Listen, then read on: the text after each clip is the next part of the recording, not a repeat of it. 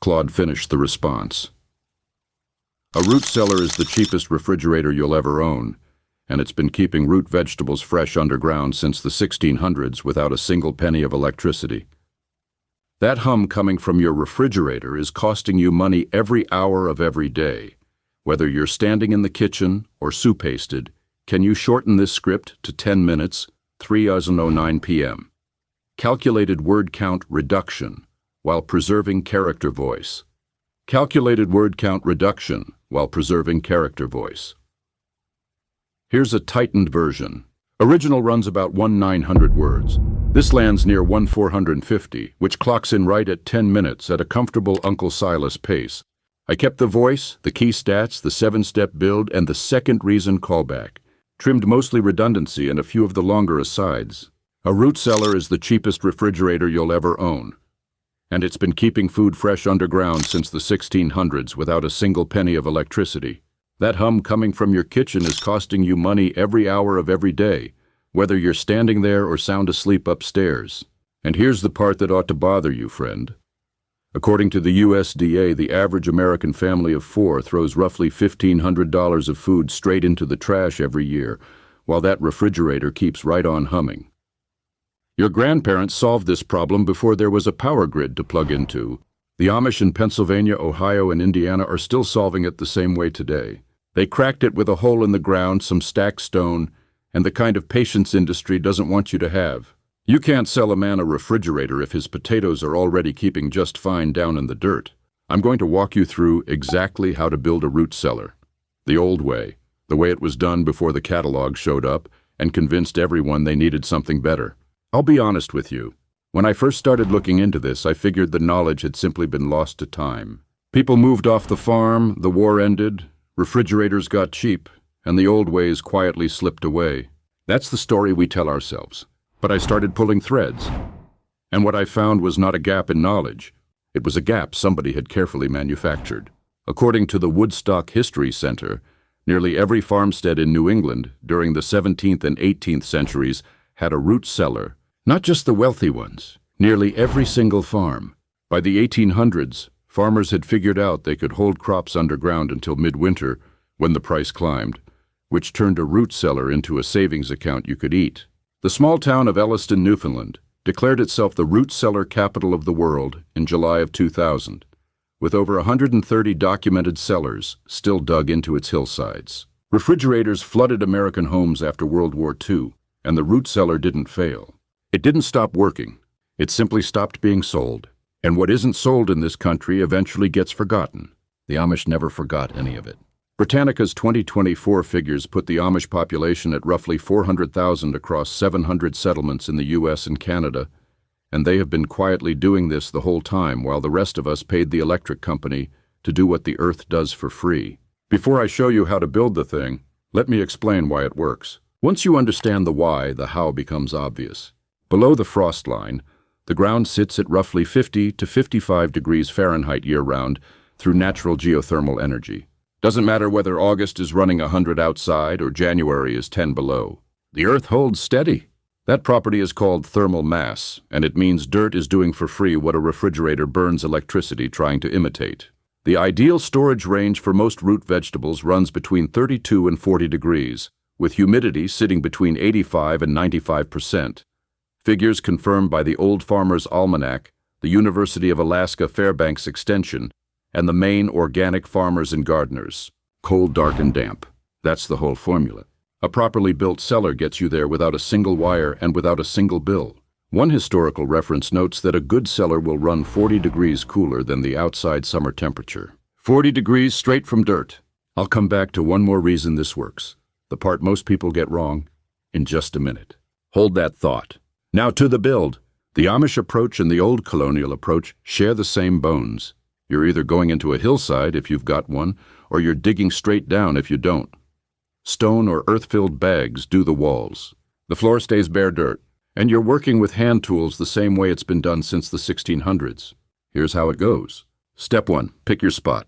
Aim for the shadiest side of your property. A north-facing slope if one's available. Put it away from the house, because traditional root cellars are built away from the house with their own door. Digging into a hillside saves you tremendous work.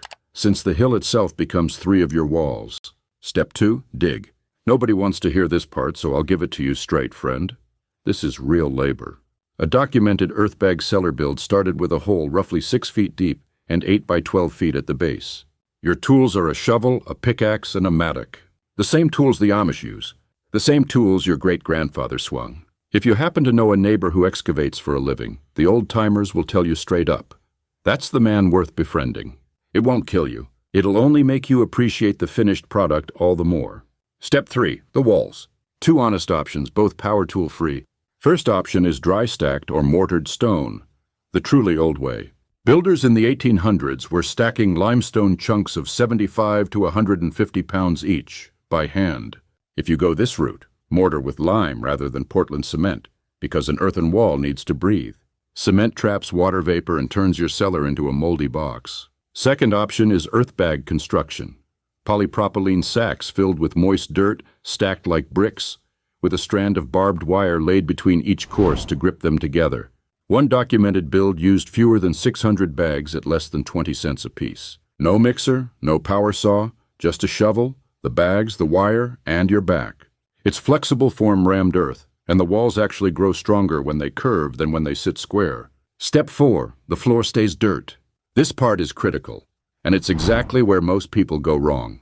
Earth floors naturally hold moisture, and that moisture is what keeps your carrots and beets from shriveling into leather. The University of Alaska Fairbanks Extension puts it plain.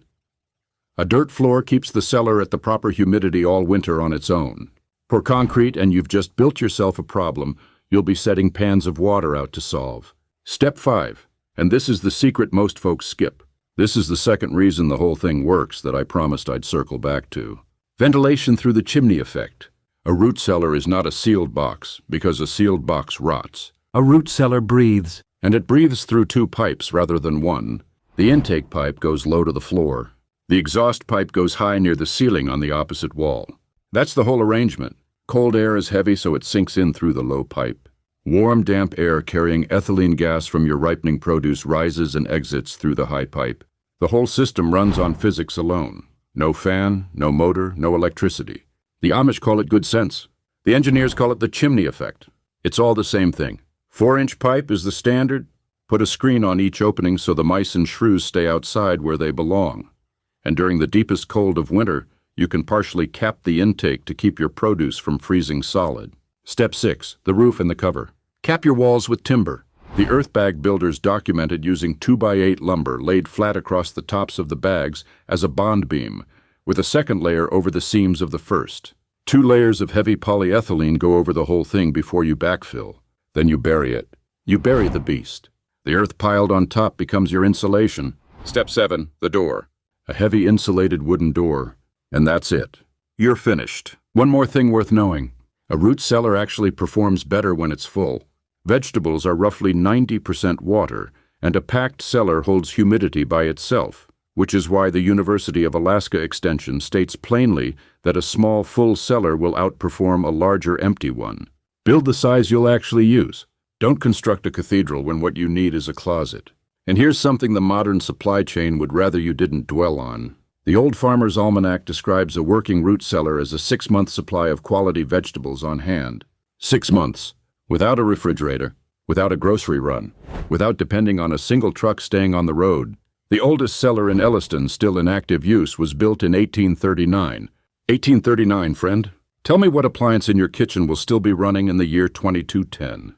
So let's bring this all the way home. You started this video listening to your refrigerator hum, watching $1,500 a year of food get thrown out, and paying an electric bill for the privilege. The actual answer was buried, literally and figuratively, by an industry that needed you to forget. The Amish never forgot. The colonists never forgot. The folks in Elliston never forgot either. The knowledge wasn't lost. It was replaced on purpose with something you have to keep paying for, a hole in the ground, some stone or some bags of earth, 2 pipes, 1 low, 1 high, a dirt floor, a wooden door. That is the blueprint, and that is the whole thing. Start small. Start this weekend if you've got the hillside for it. And be honest with yourself, friend. A real walk-in cellar will take longer than a single Saturday, but the digging can absolutely start Saturday. The plan doesn't get any easier by waiting. I'll see you on the next one.